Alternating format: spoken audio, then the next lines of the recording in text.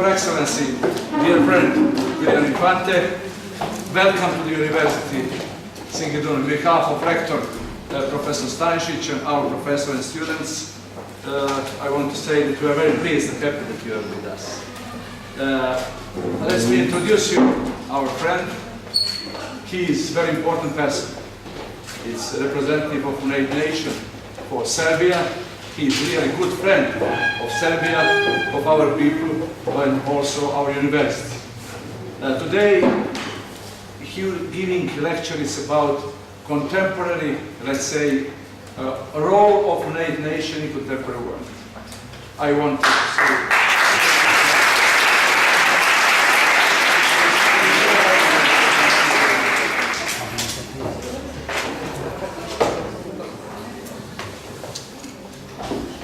Good afternoon, and thank you very much, Professor Onkovic, Rector Stanisic. And then I want to give a special thanks to Natasha Skulovic, somebody I've known for an awfully long time, since having served in Serbia in the early 2000s when my family and I spent 4 years here immediately after the changes.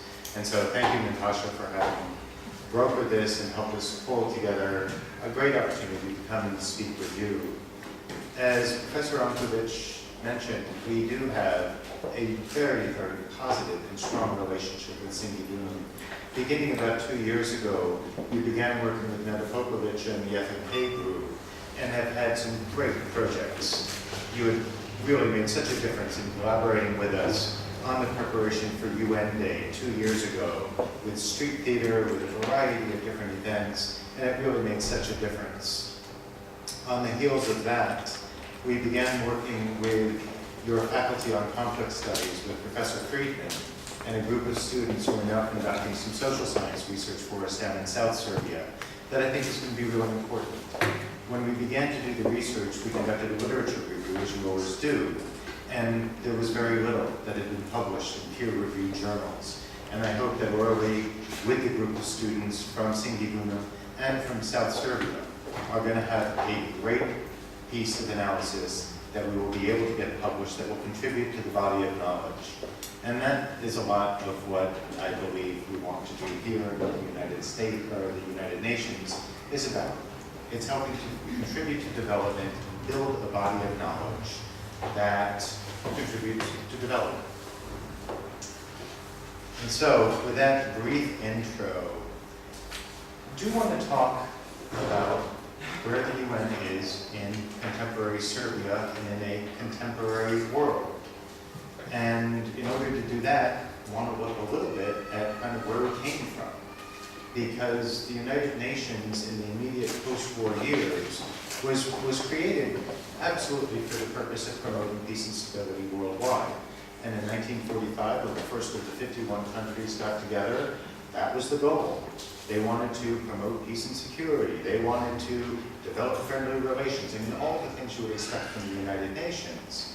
But over the years, the number, of course, grew to 192 nations, which is more or less where we are today.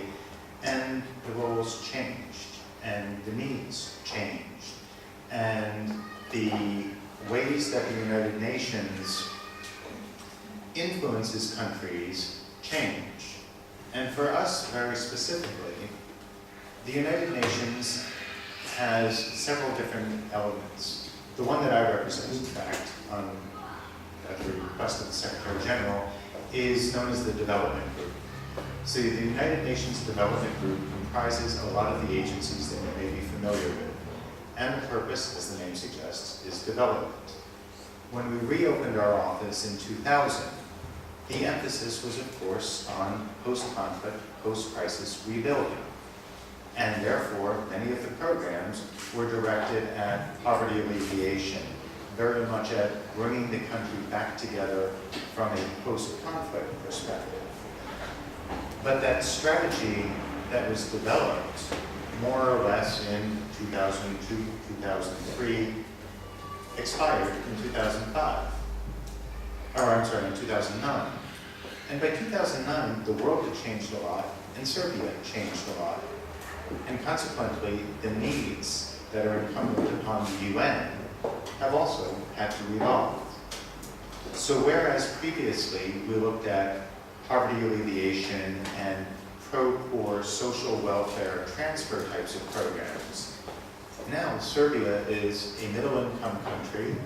You're bound for, we hope, European Union candidate status later this year. You will be a European member nation in the foreseeable future, and that creates a much, much different environment.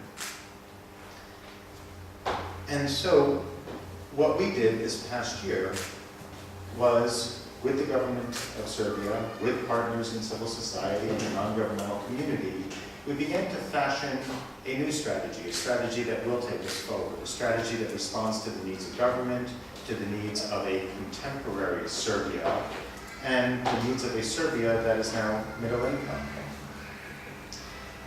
And in addition to anchoring to the government's own strategies, what this means is that we're anchored to the government's objective of joining the European Union, which is to say we want to assist the country adhere to all of the directives in the acquis and to enshrine the values, which is increasingly kind of the lexicon that you'll hear from the EU.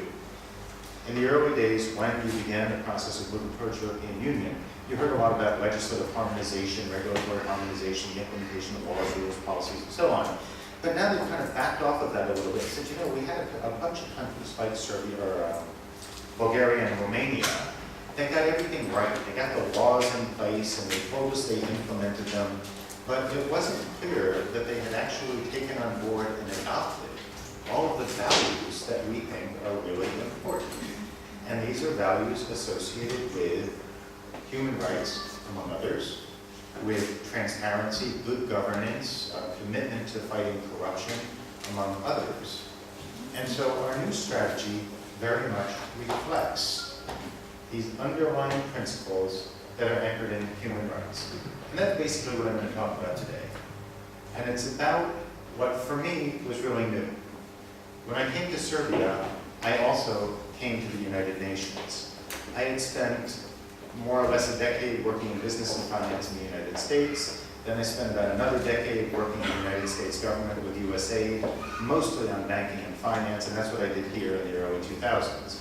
Did a lot of work with the central bank, with the Minister of Finance, and refreshingly, a lot of the faces that I worked with in 2001, 2, and 3 are still the faces in government. So you can take that for what it's worth. There was a lot of familiarity, but I hope that we will continue to see change as well. But when I joined the UN, there was this lexicon about a human rights-based approach. And I have to confess that I really didn't have a framework to plug this into. And I didn't fully take on board what it meant to adopt a rights-based approach to development. And I've learned a lot over the past 2 years. But it's partially because of my increasingly profound knowledge and faith in what it means to have a rights-based approach that I think you'll also see the United Nations have a role and relevance in Serbia in perpetuity. And in that, I'm not exaggerating. The United Nations has a role in Serbia currently. It will have a role in Western Europe in perpetuity. It has a role in enforcing a basic doctrine of human rights worldwide. And this goes for lesser developed countries, middle-income countries like Serbia, developed countries like the United States and the OECD, and others. And it pretty much all began in about 1965 with an international convention on the elimination of all forms of racial discrimination. And I was kind of surprised that it took that long. It took 20 years between the formation of the UN to the time that they adopted the first of their rights-based treaties and conventions that were then implemented through a pretty big variety of UN institutions, from the Human Rights Council and others. But, you know, it's not an exaggeration to say that this is pretty much how the UN looks at the world. It's from a rights-based approach. And those rights are basically enshrined as the universal value. So this gets back to the values of the EU. And now Serbia, by signing on to what is effectively the UN Charter, you are a UN member, you have been since the very, very beginning, have signed on to what is not an EU value, it's actually a universal value. And so those universal values really are not going to change ever, which is why I think that there will be ongoing role for the UN. But what starts to change a little bit is the role that the UN plays here, less as a deliverer of input and more as a facilitator of Serbia's role in helping others to adopt and embrace the universal value of human rights. But when I began looking at the rights issue as well, you kind of go through the big rights, the things that are pretty familiar to all. It's about safety and security, it's about freedom from persecution, freedom from torture, freedom from discrimination, and Serbia has done a great job of ratifying most of the human rights conventions. There are 9 of them, we've adopted 5, we're pushing for the other 4, but again, things are moving in the right direction.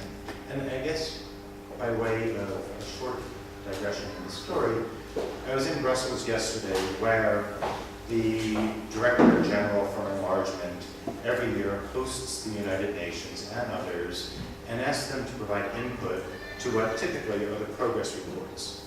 Every year, whether you know it or not, the EU evaluates your progress in doing the things that you need to in order to replace the EU. And so the consultation that we had yesterday wasn't about a progress report, which is important, but not exactly conclusive. Yesterday was a special case because it was about the consultation for the opinion that will be drafted on Serbia's candidate status that is currently being prepared. And so the dialogue we had yesterday, we hope, will very positively influence the European Union's perspective on Serbia and therefore on the opinion for candidate status that will be released on October 12th. And the story that I tell is a good one, quite honestly. Serbia has done an awful lot in the area of legal drafting, putting in place the laws on discrimination, the laws on gender equality, the laws on the employment of people with disabilities. And this is all good, and the list of laws goes on. The reality, however, is that the law is only as good as the implementing action plan or the strategy. And there too, there's a long list of strategies that Serbia has begun to put in place. Strategies on children's rights, strategies on gender against domestic violence, on the improvement of the position of Roma, things like that. And so the story, quite honestly, keeps getting pretty good. Nothing to complain about. This was the story that we told yesterday in Brussels. And beyond the strategies, you then ask, well, what else has Serbia done? Because a strategy has to be implemented. And the implementation typically resides with an institution, and the institution is filled with people. Well, here again, I can look at what Serbia has done, certainly in the past 3 years, but when I compare with my prior experience here in the early 2000s, we have institutions that never existed before, institutions such as the Ombudsman, the Commission for the Protection of Equality, things like this. And when you look at the work that the Ombudsman is doing, again, you can have an institution with really good people, but they got to deliver. Well, the Ombudsman last year entertained about 3,000 different petitions on cases of discrimination that were brought in the private sector. Nevin Perisic, who many of you may know, the Commission for the Protection of Equality, has entertained approximately 250 cases of discrimination in the public sector since she started her work about a year ago. So we're starting to see, again, the real litmus test. Your government has passed the laws, drafted the strategies, created the institutions, hired the people that are delivering the results that are beginning to make a big difference. But, here's the big but, and this was kind of what kept happening to us yesterday in Brussels. There was always the good news, and then there's the but, or the however, or the yet still kind of addendum. We know that there's still discrimination across Serbia. We know that minorities of a variety of different definitions, ethnic minorities, gender minorities, sexual minorities, and others are discriminated against. And in another great piece of work that we did with Singidunum, we worked with the FMK again, and we asked them to produce a couple pieces for us. These are short, not public service announcements, but kind of 3 to 5 minute pieces on discrimination. And they had 2 really clever ideas. Really, really liked them. One was about discrimination perpetrated against Roma. And the subject was of a poor Roma guy, as many of them can be, who lived a very difficult life, growing up in housing that, quite frankly, nobody would envy. But the clever part was that he was a bicycle rider. And he had been kind of, I guess, challenged or had been threatened while he was riding his bike on a number of occasions.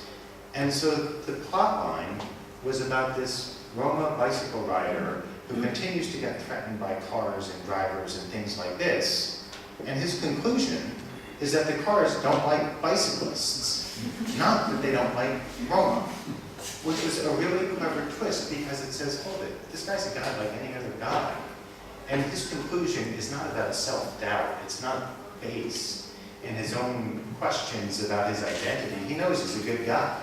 So he simply assumes that drivers don't like cycles. Plain and simple.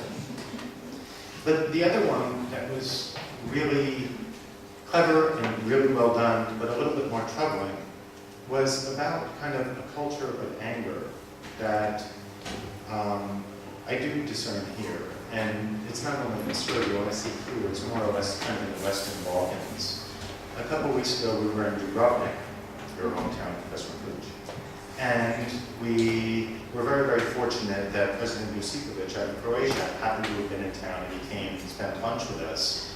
But he talked about one of the things that keeps him up at night, and it happens to be a culture of anger that he sees coming up in Serbia, or in Croatia. And it's troubling for him because he sees this manifest in a number of different ways. So I took his words and looked at the video that was produced again by FMK on discrimination and anger. And in this piece, they very simply traveled around Belgrade and to some of the larger cities, and they photographed graffiti on the walls. And you look at 5 minutes of graffiti that has expressions of hate directed at Roma, at migrants, at Albanians. It's all of the 1389 and the Ograj guys professing contempt, disdain, hate for somebody. You say, wow, something's going on here. You know, somehow these folks are perpetrating intolerance that goes completely against the rights of the individuals to which this is directed and the rights of anyone in society to live in a stable and secure environment. Even if I'm not a Roma, if I see something that says kill Roma on a wall, that doesn't create a particularly stable, secure environment for me. Because even if I'm not the object of the attack, I may be caught in some kind of backlash or something. But, you know, inasmuch as these are the things that concern me in Serbia, again, it's not unique. The Office of the High Commission on Human Rights, kind of the supreme body protecting human rights within the United Nations system, is headed by a woman named Navi Pillai. And they clipped something from her a recent statement in March, where she said, regarding the Roma people, changes in European Union legislation and policy last year are encouraging. Here's the good news. But these initiatives found scant echo in the laws and practices of many EU members. So here's the rub too. I mean, inasmuch as Serbia has challenges in promoting inclusion, engaging people of ethnic or other minorities, this is common in all of Europe. I mean, you probably read last year about the actions taken by France to expel some minority populations and repatriate them to Bulgaria, Romania, and to a lesser extent here. You know, the world and the region are grappling with these same issues. So inasmuch as the United Nations is working in Serbia to promote inclusive societies, it's why I believe that we will have a role in all countries in perpetuity on some of these issues. discrimination, very tragically, is very difficult to eradicate. And many countries, not only Serbia, will deal with this for a very long time. But moving from kind of the general issues of human rights associated with discrimination, persecution, torture, things like that, there are also issues of civil rights, where I tell a very good story about Serbia again. There are, by and large, very solid protections of freedom of expression, of congregation, of religion. There is no doubt that the freedoms of expression and congregation that were permitted in Serbia as a right in the late 1990s contributed to the changes here in October of 2000. And there's no doubt that those rights that you exercised have influenced the changes in North Africa and the Middle East. We know that there were Akor representatives who were consulting in Egypt. And this is a great thing. I mean, so this is where, when I talk about kind of the Serbia as the object of a UN human rights focus, changing over time to a provider, as a counselor, as an advocate for human rights worldwide, this is what you've done. And there's no better testimony to that than what we saw this past spring, when Serbia's experience influenced a very large part of the world in a very substantive way. And so, again, on the civil rights side, again, I see enormous progress and a real reason for Serbia to be very, very proud. The final area of rights that I looked at was the area of economic rights. And this was something that became clear to me last year, in discussions with some of our colleagues from the International Labor Organization. The ILO basically protects worker rights, and they want to ensure that workers have a right, first and foremost, to a job. So it's not only about workers, prospective workers, it's also about students, it's about society. We want people to have a right to work, or to be able to exercise their right to work. And if they exercise their right to work, we want to know that they will be represented before their employer. We want to know that their right to a safe and sound work environment will be well protected. And all of these rights are more or less defended by the High Commission on Human Rights, also by the International Labor Organization, but it all kind of comes under what is called the International Covenant on Economic, Social, and Cultural Rights, which again has a big macro perspective, and it's a perspective that's based in development. And although Serbia is a middle-income country, it is still developing the foundations of a market, open, and transparent economy. And that's where I'm going with this part of the discussion of rights. The right to development is based upon a right to conduct your affairs in a transparent manner in an environment that is governed by a rule of law. So at the corporate level, you as a company need to know that your contract is going to be enforced. You have a right to have your contract fairly adjudicated by a court of law in the event that there was any kind of malfeasance. So these are some of, this is a right that affects the company. But you also have a company, as a company or as an individual, have a right to operate in an environment that is free of corruption, where there is a level and balanced playing field that doesn't disenfranchise you compared to one of your competitors, for instance. And here, there is, again, progress as well. We see structures coming into place, such as your, whatever it is, the Commission to Protect Competition. It's basically your antitrust commission. And although it exists, this is one of the cases where it needs to do a little bit more on the implementation. You know, I'm sure better than me, that there's a lot of consolidation of a lot of your economy in very, very few hands. This needs to open up. Why does this need to open up? Because businesses need to compete. Why does it need to open up? Because you have a right to buy products that are fairly priced. And right now, Antitrust and monopolistic behavior is creating an environment that disenfranchises you, the consumer. Just about consumer rights in some way. On the area of corruption, the United Nations has done an awful lot of work here, and I myself have done an awful lot of work trying to promote free, transparent, accountable government in a variety of areas. And although you will hear very commonly about Transparency International's Corruption Perceptions Index, where Serbia does pretty much okay, the analysis that we've done over the past 2.5 years, every 6 months, looks at the incidence of corruption. So, who paid who for what purpose? And over the past 6 months, it's always been true that about 20% of Serbians report that they paid a bribe to somebody.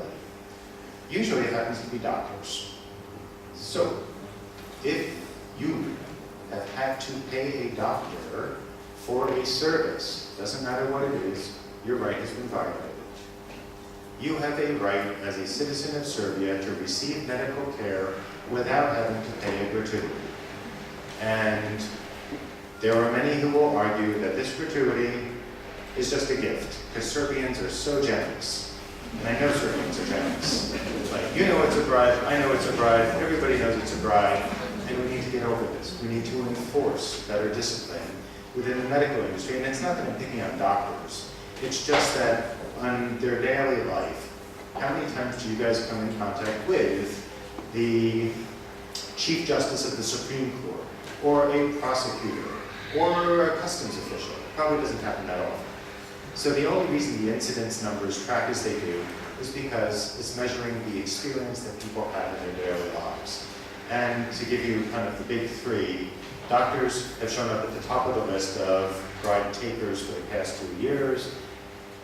Teachers are next. Sorry, Professor research. And then police. So this is exactly what we come in contact with. But it's violating rights. It's all about rights to services, health services, education services. It's about rights to move about freely without being harassed by the police. So we'll continue to work on these because the presence of corruption in your society and every other society, quite honestly, is an encumbrance upon rights. So, I guess looking at the top a little bit, the United Nations here is represented by a large number of agencies. I talked about the High Commission on Human Rights, which is the ultimate repository of the Human Rights Conventions. They're the author of the Human Rights Conventions, and my suspicion is they will continue to play a large role globally and in Serbia going forward. On the area of corruption, one of those other global phenomena that I don't see going away anytime soon, we have the UN Office of Drugs and Crime. They've been working with Serbia, they'll continue to work with Serbia, and they will continue to serve as kind of an arbiter of good governance, of transparency worldwide, enforcing conventions against corruption worldwide. And these are basically the denominator for all countries. All countries have signed on, Serbia signed on more or less 2005, and that's a good thing. And then there are a lot of other agencies as well that are working to promote rights. Certainly one that's near and dear to Singidunum's heart is the World Tourism Organization, which is helping countries like Serbia execute on its right to development through tourism. It's providing the demand for labor through those who work in the tourism sector. And then there are approximately 15 other agencies that are working here. But I guess in closing, I wanted to give you all a little bit of an idea of kind of the things that you can do to make a difference. And it comes down to practicing the values. Practicing the values of tolerance and inclusion, and working against these sentiments that are expressed by some that just don't produce a cohesive, tolerant, integrated society. And inasmuch as we worked with Singidunum and FMK on UN Day a year ago, this year we'll be working under the banner of something called the Alliance for Civilizations, which is about interethnic understanding and community cohesion. And we're just getting started, but I'll be speaking with Nena and with the team to see if there's more that we can do. Because the participation of Singidunum in that UN Day several years ago was so important, it made the experience very much more rich. So, again, practice the values, the universal values of human rights, and I hope that we'll be able to work together after that day. But the other is about kind of investing in your education. There's no better investment that you will ever make in your entire life. Even if you buy Apple stock, you're still better off investing in your education. And one of the ways that we can help is through internships. The United Nations brings on board an awful lot of interns every year. And certainly my best experience with some of the products we produced have been produced by our interns. So if any of you are interested in any of the individual agencies that I've either mentioned or something you may know about that I haven't mentioned, we can certainly work to provide internships.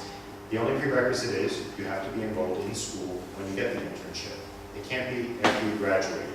I don't know why the UN has this policy, but it's their policy, so I have to enforce it. But while you're in school, there are internships that are associated with research and analysis. There are internships that are associated with project implementation or other things. We had several interns last year that looked at the youth offices.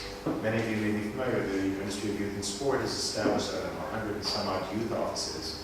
And we wanted to ask the basic question, whether these were actually serving youth, whether youth could go there and get information about jobs, about social services, about whatever it was.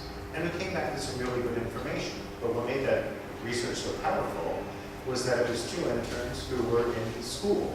And so they were actually the consumers of the product from the youth offices. So there was no better judge of whether these offices were serving their needs or not.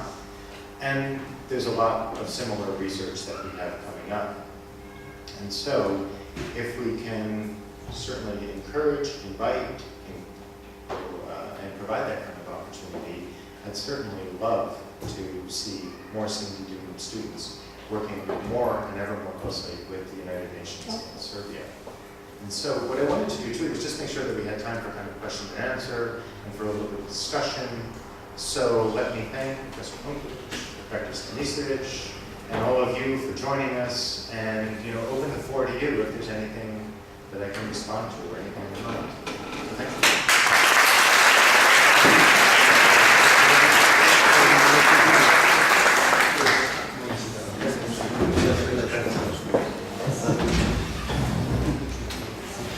So, dear friends, do you have some questions? I'm sure that you have all.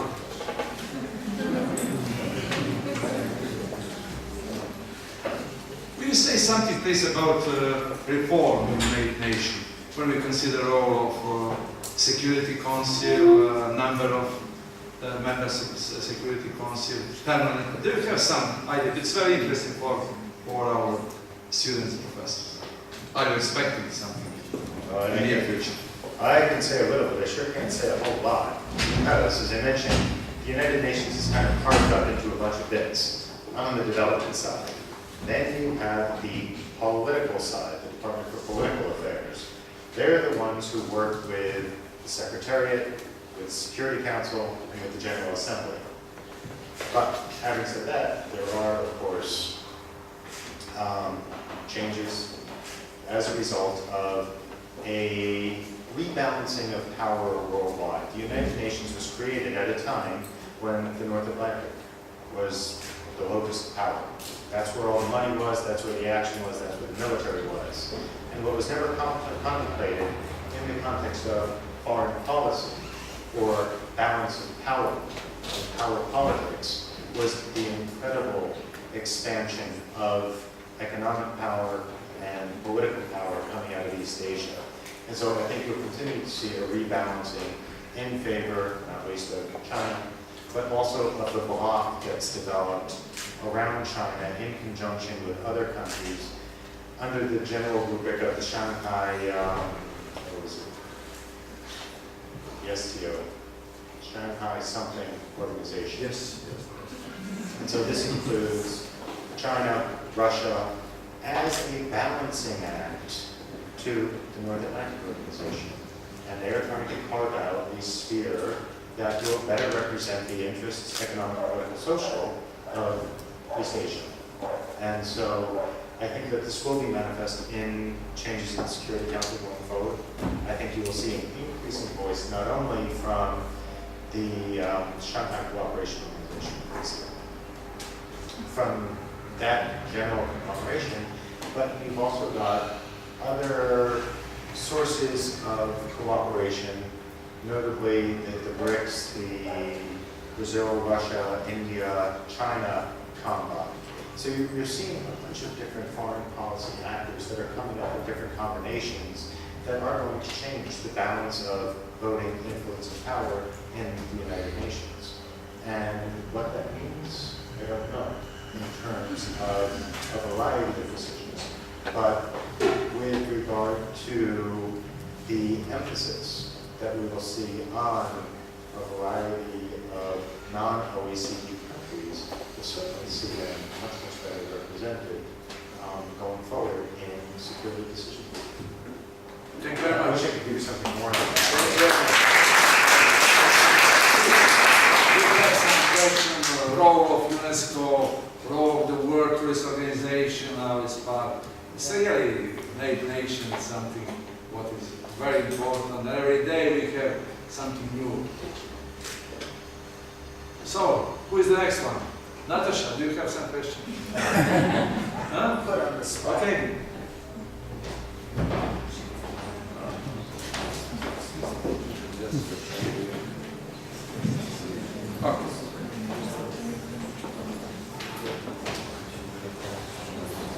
Okay, so you have told us regarding the civil rights that out of 9 we have accomplished 5. And what are the other 4? I don't have all of them. I have 2. You've actually signed the important ones. The ones that weren't done was a Convention on the Rights of Migrant Workers and a Convention on Enforced Disappearances. So, but the big ones, torture, elimination of discrimination, discrimination against women, rights of persons with disabilities, that's all. So those are, so that's. But when you talk about Gordana, sorry. Gordana, do you have a question? No. You know. Professor Popescu. Professor Popescu about tourism. Do you have some? You have experience working together with Madame Lidis. It's powerful, Professor. You work on the project. Yes, so we have the great pressure as Singidunum University to work together with the Spanish consulting agency regarding the project about rural tourism development and Serbia master plan. And we hope that this master plan, together with all this and other actions, will be implemented. What is, in general, opinion of your opinion of United Nations organization in Serbia about general tourism development in Serbia, not only rural tourism, because we are very proud of our tourism, but we know that it's just a small portion of our general development, let's say. Just please give us your opinion about that. Well, I, like many things, have an opinion about that. And it's a very favorable opinion. And again, having lived in Serbia now more or less for most of the past decade, I know the country relatively well, and I agree there are some wonderful assets, some wonderful reasons for us to travel within Serbia and for others to come from outside to Serbia. But the issue about rural tourism is not so much whether I think tourism is the best industry or not for Serbia. It's about the preservation of rural livelihoods, the preservation of rural communities, and what we can do to ensure that those in rural areas are not disenfranchised economically, that they continue to be served by central government through the variety of centrally provided social services, or by municipal government to the extent that the responsibility resides with them. And so I hope that the emphasis through the project that we're implementing with Singidunum will continue to preserve those rural livelihoods to the extent that it's plausible, but it's not going to be enough. Even if we are completely successful in driving rural tourism to whichever part of the country, it's not going to be enough to sustain all of the demand for labor, to sustain all of the services. And this is where the government will have to take that tourism master plan and tourism strategy and integrate that within a much more, I guess I want to say deliberately, a much more ambitious and committed effort to preserve rural livelihoods. And again, here, Serbia is not exactly alone. A very close colleague in the European Union, the deputy chief or deputy head of delegation, comes from a tiny little village in Portugal. And he too said, you know, the only people living in this village anymore are my mom and my dad. Everybody else left because it's rural.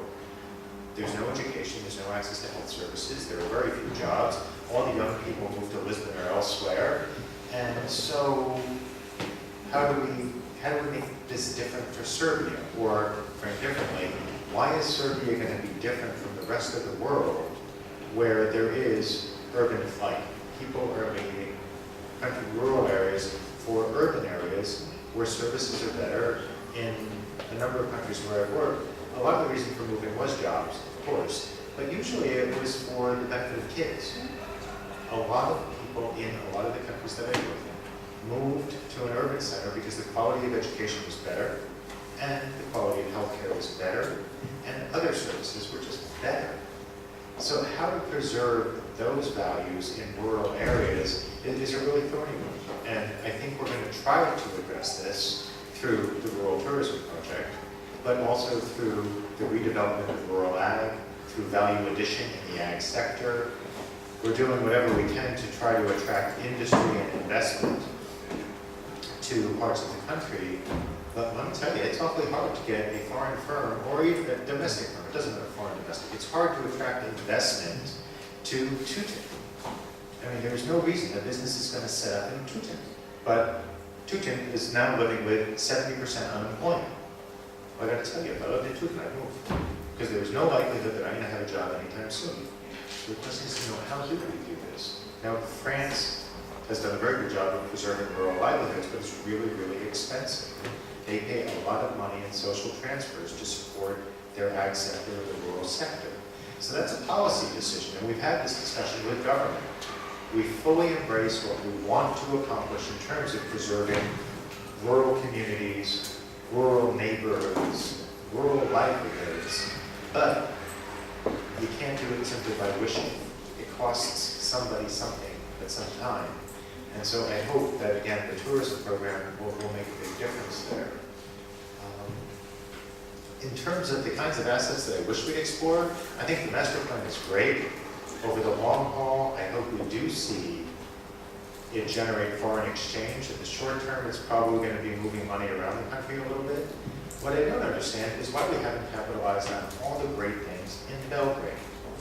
You know, Serbia certainly has beautiful countryside, but what I hear most about when I go overseas is about the restaurants, the culture, and living here now for the past 2 years, there's so much culture in Belgrade, it's not even funny, between the Philharmonic and the annual dance festival and the film festivals, and then all of the museum night up in here as well.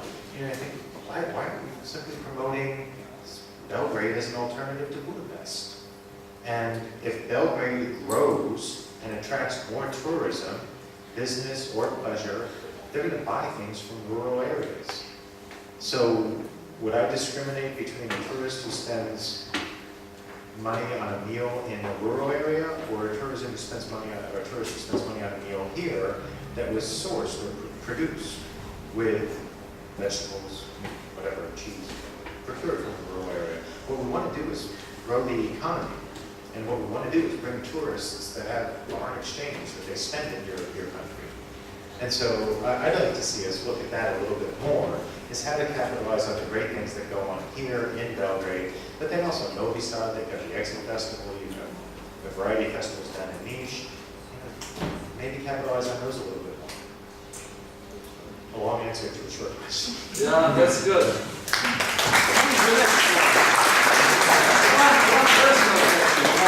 I mentioned that our friend William Infante is not only, let's say, permanent coordinator of Nation in Serbia, he is a real, very good friend of Serbia and Belgrade. What do you think about Belgrade, frankly speaking? Because we talk about it. You know very well Belgrade. No, I just get my answer. There's never a dull moment in Belgrade. There's always something going on, always something to keep us busy with friends. And I mean, as working in the diplomatic community, you always have this tragedy, no matter where you are, that people leave. And what happened to us in 2001, 2004, we had an enormous number of friends here. And we left. But then when we came back, it turned out that all of the friends that we had made when we were here, who live in Belgrade and work in Belgrade, are still here. So now the wonderful luxury that we have is that the vast majority of our friends are from Serbia. So consequently, we see things that really are very, very special that we wouldn't see as a tourist. Thank you very much. In behalf of Rector Professor Stanisic and all our professors and students, we are giving one proposal. I think about the period when I was student at the Faculty of Economics, University of Belgrade. We have a special section of United Nations.